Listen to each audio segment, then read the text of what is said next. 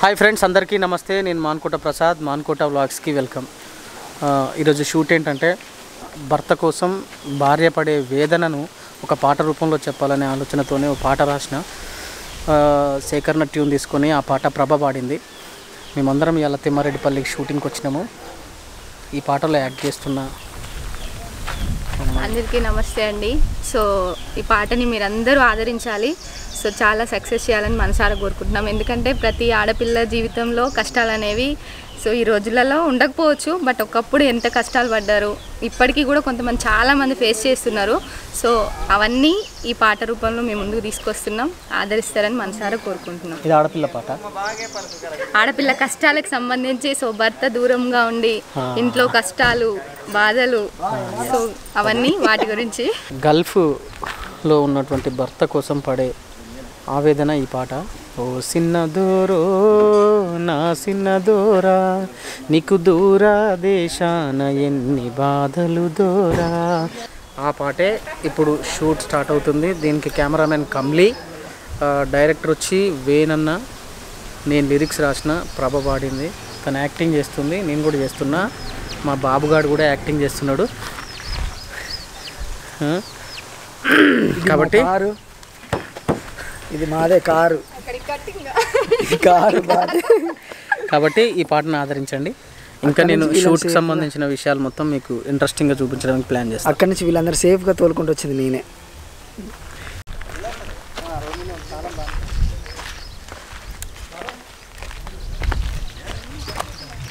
ఏం చేస్తాను ఎక్కిస్తానా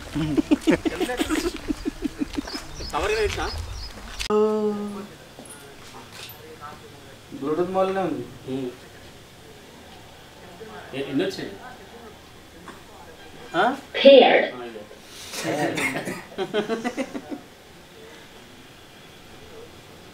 వేనన్న ఇప్పుడు నాదేం లేదు కన్నా. స్టార్ట్ చేద్దాం, పట్టు లేట్ అవుతుంది.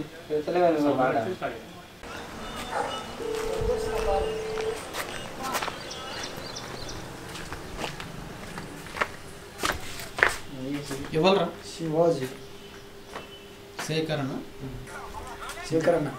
అది వికెట్ కాబరి సీసా పాత ఇంకా పారా చేద్దాం. కొత్త దేవాలయ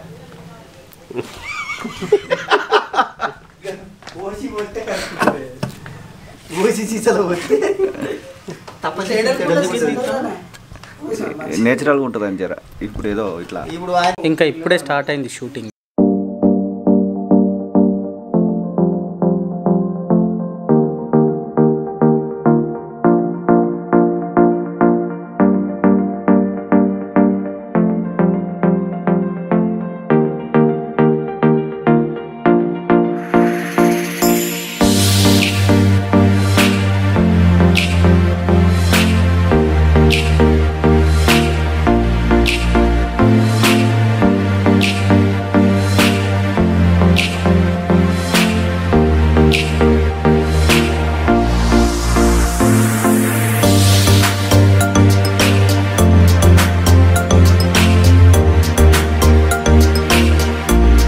హెయిర్ స్టైల్ బాగుందా? ఇట్స్ జాంక్యా టైం.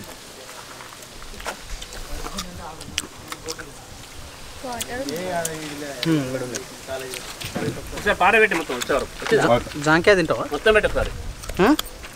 తింటావా? వద్దా? తీస్తాను. ఇది రికార్డింగ్లో ఉంది. హలో మూషం రికార్డింగ్లో ఉంది.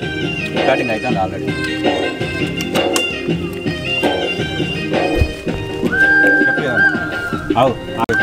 ఇది జాంక్యా టైం. యాక్చువల్గా లంచ్ టైం. ఈయన లంచ్ చేయలేదు ఇంకా. అన్నం పెట్టున్నాడే జాంకాయలు ఇచ్చుకుంటా కడుపుగాలు పెడుతుంది. అదేం లేదు.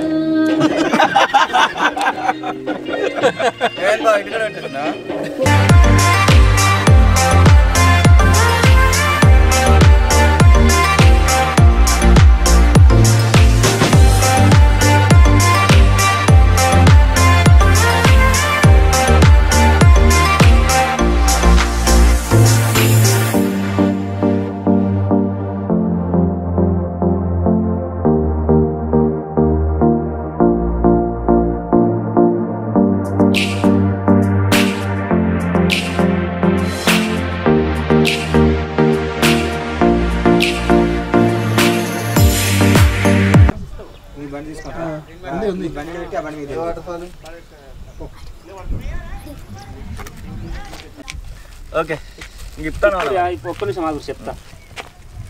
మూట కట్టుకోవడం ఇక మధ్యలో ఫిల్ చేసుకోరు కొంచెం జరగేటు లేకపోతే ఇక ఏమంటారు మనకు అది చేసుకుంటే ఎక్కిలతో ఏమంటారు సనమర కొట్టుకోవచ్చు. యాక్షన్.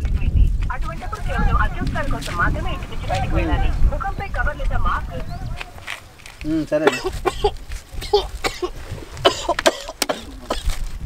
తల మీద ఒకటే చిన్న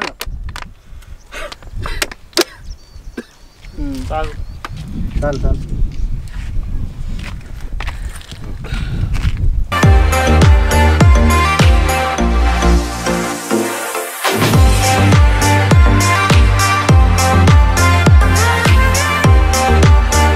పోతారం కరెక్ట్.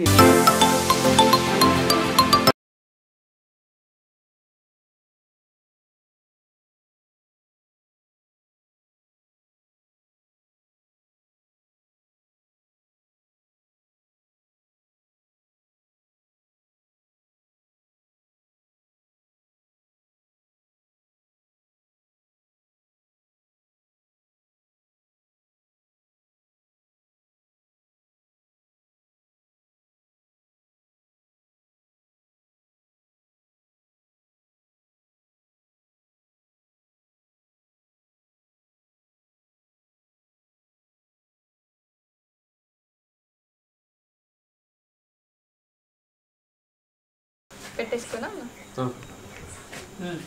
ఒకసారి సౌండ్. లమింగ పానము దోరా నీ అంగి జేబుల నిండా అచ్చులు దోరా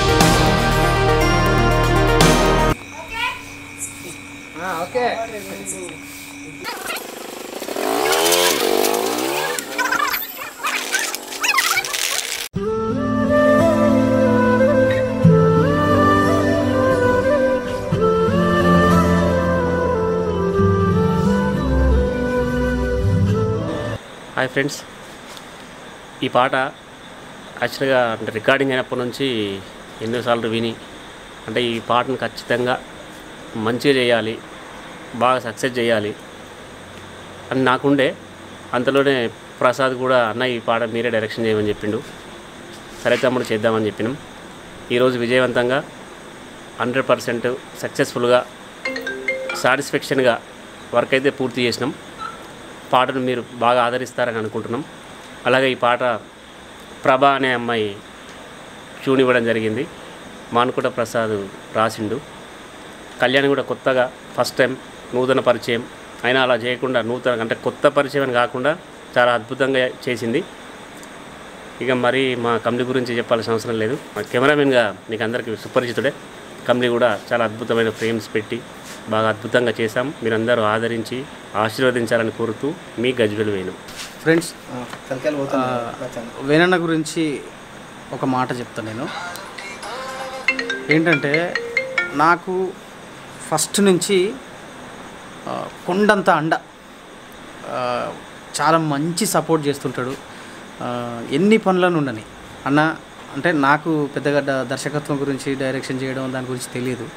వేణన్న ఎప్పుడు అన్న నాకు ఈ పాట చేద్దురా, అన్న ఈ పాట చేద్దురా అంటే తన పనులన్నీ వదిలిపెట్టుకొని నా కోసం కేటాయిస్తాడు. థ్యాంక్ యూ అన్న, నీ మంచి మనసుకు నేను ఎప్పుడు రుణపడి ఉంటా. చాలా చాలా థ్యాంక్ యూ.